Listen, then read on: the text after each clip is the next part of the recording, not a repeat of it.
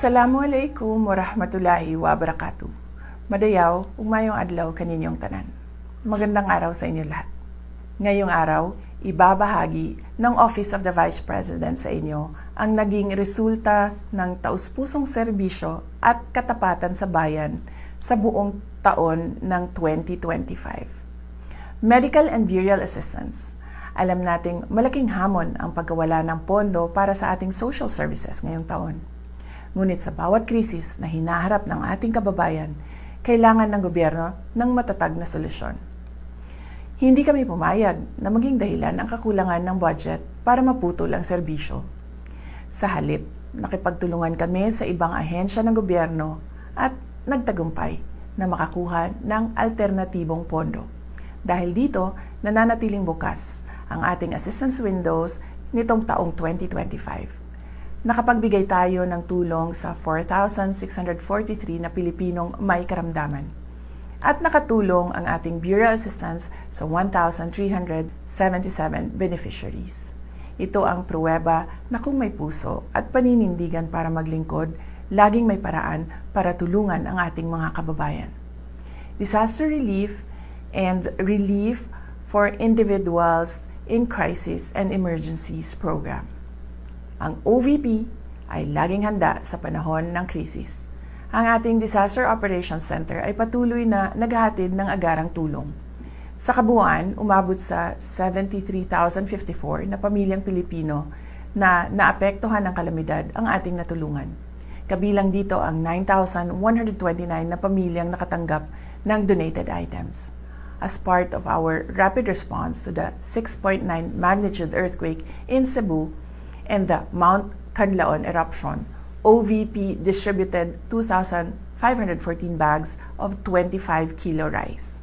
Kamakailan, personal kong pinangasiwaan ang relief operations sa Negros Occidental at Cebu para sa mga pamilyang sinalanta ng magkasunod na bagyong Tino at Uwan. Hindi rin natin kinalimutan ang ating mga bayaning frontliners at rescuers. Ang Kalusugan Food Truck ay nakapagpakain ng 1,866 na volunteers, rescuers at frontliners. Sa pamamagitan ng ating RICE program, nakapaghatid tayo ng kabuang 56,575 bags of rice and essential food items sa mga response zones. Pagbabago 1 Million Learners and Trees campaign. Ang ating pagbabago campaign ay ang ating pamumuhunan sa kinabukasan ng ating bansa. Ngayong taon, nalampasan na natin ang ating target. Nakapagtanim tayo ng higit 1 milyong puno sa buong bansa, 3 years ahead of schedule. Bilang simbolo ng dedikasyon, inakyat ng ating team sa Southern Mindanao ang Mount Apo, ang pinakamataas na bundok sa bansa, para magtanim ng tinikaran trees at markahan ang ating millionth milestone. Ang ating Million Learners Campaign naman ay nakapagpamahagi na rin ng 460,272 bags. Direkta itong nakarating sa mga remote areas tulad ng Ubo-Manuvo Indigenous Peoples Learners sa Kidapawan City. Magnegosyo taday. Ang pag-ahon sa kahirapan ng bawat pamilyang Pilipino ay prioridad natin. Sa pamamagitan ng Magnegosyo Taday, nakapagbigay tayo ng suporta sa kabuuang 15 groups at 2,245 aspiring entrepreneurs ngayong taon. Libreng Sakay Program. Ramdam natin ang bigat ng presyo at bilihin at pamasahe. Kaya napakahalaga ng ating Libreng Sakay Program.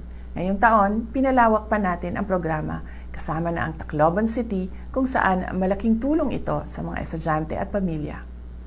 Ang libreng sakay ay nagbibigay ginhawa sa budget ng mga pamilya upang mapunta ang pera sa pagkain at edukasyon. Mula Enero hanggang Oktubre, ang ating libreng sakay buses ay nakapagsilbi sa 875,176 na commuters nationwide. Accountability and operational excellence. Ang ating determinasyon na maglingkod ay sinasabayan ng dedikasyon sa good governance at operational excellence. Dahil sa ating digitalization efforts, binigyan tayo ng special citation mula sa Development Academy of the Philippines dahil sa ating paperless challenge. Nakapag-save tayo ng mahigit 3.2 milyong sheets of paper. Ito ay patunay ng ating commitment sa efficiency at sa kalikasan. Ito ay bahagi ng ating araw-araw na operasyon. Mula sa mahusay na financial report ng OVP Finance Team, nakuha natin ang unqualified opinion mula sa Commission on Audit, ang highest audit rating. Ito ay malinaw na indikasyon ng ating transparency at fiscal integrity. Lubos po ang aming pasasalamat sa lahat ng aming mga OVP partners na binigyan natin ng isang pasidungog noong buwan ng Hunyo. Ang inyong pakikipagtulungan ay kritikal upang matagumpay naming maihatid ang napapanahon, mahusay at makabuluhang serbisyo publiko sa ating mga kababayan. Mga kababayan, patuloy tayong lalaban sa kasakiman ng mga iilang mataas na opisyal ng ating pamahalaan.